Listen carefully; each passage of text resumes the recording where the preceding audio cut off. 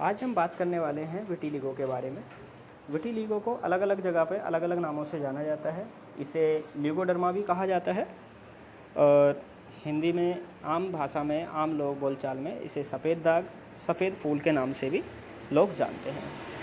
हमारे समाज में इसे एक सोशल स्टिग्मा की तरह देखा जाता है। अगर किसी आदमी को या किसी भी व्यक्ति को ये हो जाती है तो हमारे समाज के लोग जो हैं उससे थोड़ा सा किनारा करने लगते हैं।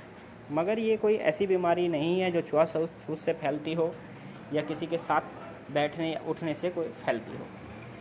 ये एक आदमी से दूसरे आदमी को होने वाली बीमारी नहीं है। ये बीमारी ऐसी नहीं है कि आप किसी से हाथ मिलाएंगे या किसी के साथ बैठेंगे तो आपको फैल जाएगी। ना तो ये वायरल या बैक्टीरियल इन्फेक्शन की तरह ये नहीं फैलती है। इसमें क्या होता है कि जो हमारी बॉडी में मेलानोसाइट्स रहते हैं, ब्लैक पिगमेंट्स रहती हैं, वो धीरे धीरे ख़त्म होने लगती हैं, वो डिस्ट्रक्ट करने लगती हैं, उनकी नंबर ऑफ मेलानोसाइट धीरे धीरे कम होने लगता है। होम्योपैथी के नज़रिए से ये एक सिफिलिटिक डिसीज़ है और जिसमें खुद की बॉडी ही खुद को नुकसान पहुंचाने लगती है।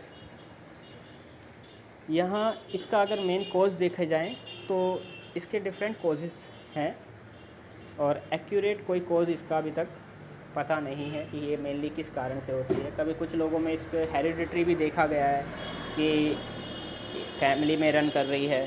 कुछ लोगों में जो है ये केमिकल इंजरी के कारण, केमिकल स्ट्रेस के कारण भी पैदा हो जाती है कि आपने कोई चीज़ यूज़ करी, केमिकल स्ट्रेस उसके बाद से स्टार्ट हो गई, इंजरी के बाद स्टार्ट हो गई।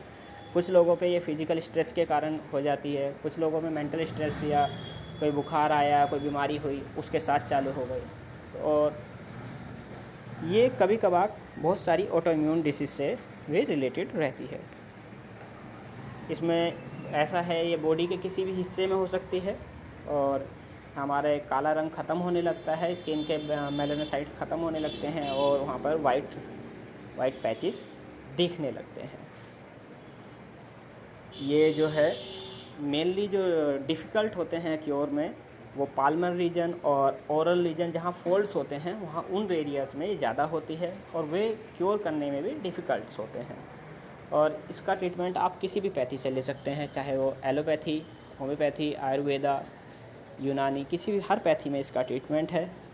तो इससे शर्माने की या फिर डरने की कोई आवश्यकता नहीं होती है कि ये हमारी बॉडी में कोई नुकसान करने वाली बीमारी है, कुछ परेशानी होगी।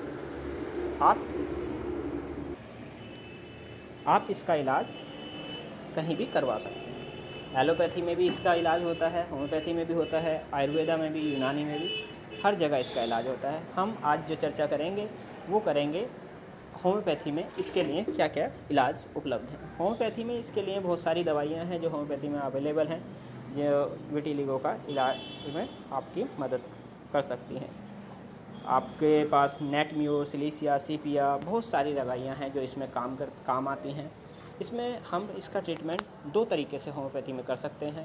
पहला तरीका कॉन्स्टिट्यूशनल अप्रोच, जिसमें आपकी टोटलिटी के बेसिस पे कॉन्स्टिट्यूशनल दवाई आपको दी जा सकती है और वो अच्छा काम करती है, अच्छा रिजल्ट आता है। पर कभी कभार क्या होता है कि आपकी कॉन्स्टिट्यूशनल रेमेडी भी वर्क नहीं करती है, तो उस जगह आपको जो वो हिंड्रेंस है, ऑब्स्टेकल्स है, वो हटाना पड़ता है और आपका थेरेपेटिक्स क्लिनिकल हिंट्स काम आते हैं।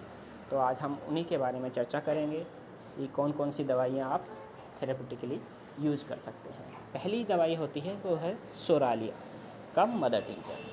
सोरालिया का मदर टिंचर जो है आप लोकली यूज़ कर सकते हैं। इसको यूज़ करने का तरीका है कि आप पानी में 10 बूंद सोरालिया मदर टिंचर की मिलाएं, 5 से 10 बूंदें मिलाएं और उसे फिर एक कॉटन लें और कॉटन से जहाँ जहाँ वाइट स्पॉट्स हैं वहाँ पर लगाएं। ऐसा कुछ महीने तक करने पे आपकी जो एरिया हैं, अगर वहाँ पर वाइट पैचेज हैं तो उनमें रीपिगमेंटेशन हो जाती है। परंतु ये जो है तरीका जो है एक स्मॉल स्केल पे काम करने के लिए है कि अगर आपकी बॉडी में कुछ ही पैचेज है तो ये बहुत अच्छा काम करती है। दूसरी दवाई जो है वो आपकी आती है एमी विस्नेगा। एमी विस्नेगा भी बहुत अच्छी दवाई है।